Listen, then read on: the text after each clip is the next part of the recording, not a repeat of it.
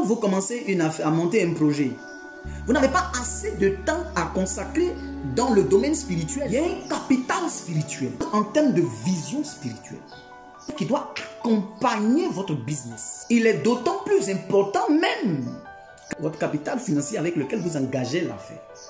Vous engagez une affaire, si vous n'associez pas à votre affaire capital spirituel, vous êtes parti pour perdre.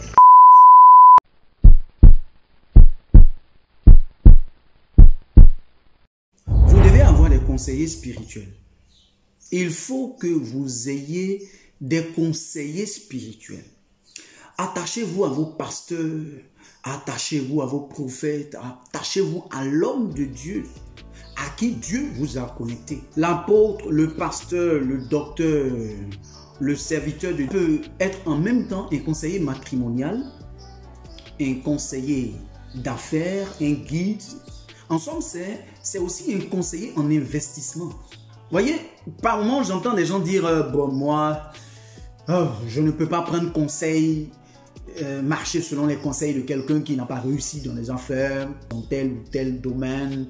Moi, je n'écoute pas des gens qui n'ont pas réussi, peut-être dans l'immobilier ou dans quoi que ce soit. Eh bien, oui, vous avez raison d'une part, mais d'autre part, vous avez grandement tort. On va prendre un exemple qui vous donne un peu tort.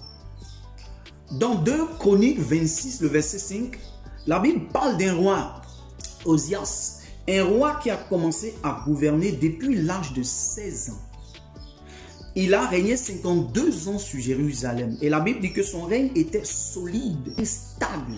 Qu'est-ce qui lui a valu cette stabilité-là?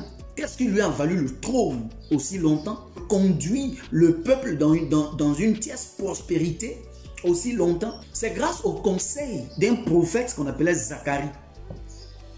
La Bible dit que ce prophète-là, il avait la compréhension des visions de Dieu. C'est-à-dire, il avait une certaine perspicacité spirituelle.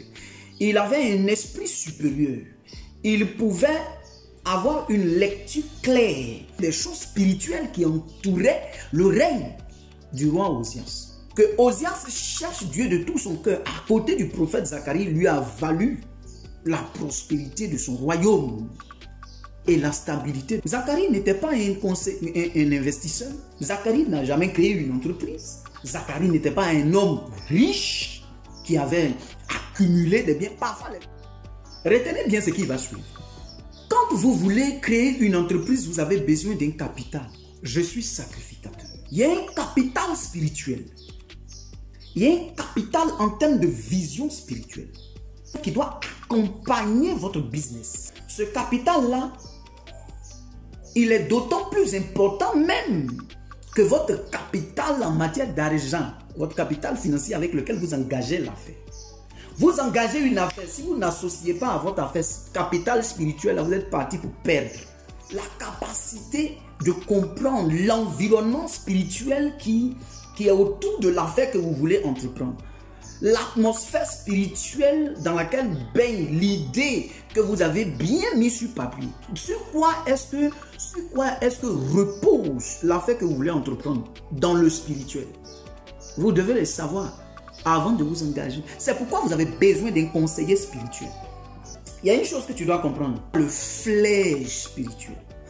L'intuition divine. Cette capacité-là de capter l'environnement spirituel dans lequel va progresser mariage, tes affaires, ton déplacement, une sagacité d'esprit, un esprit très pointu.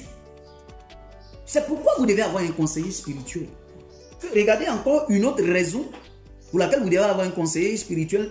Quand vous commencez à monter un projet, vous n'avez pas assez de temps à consacrer dans le domaine spirituel. C'est pourquoi le conseiller spirituel, lui, il gère le volet spirituel de votre affaire. Vous gérez le volet physique de votre affaire en suivant les conseils qu'il vous donne.